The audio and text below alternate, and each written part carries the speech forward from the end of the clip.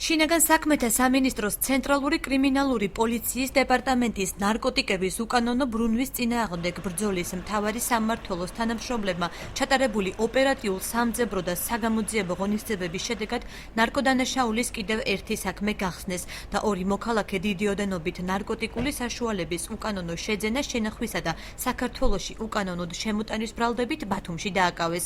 საქართველოში ანტინარკოტიკული პოლიტიკის გადახედვა იგეგმება. ივნისიდან ქვეყანას ნარკოდანაშაულთან ბრძოლის ახალი სტრატეგია ექნება.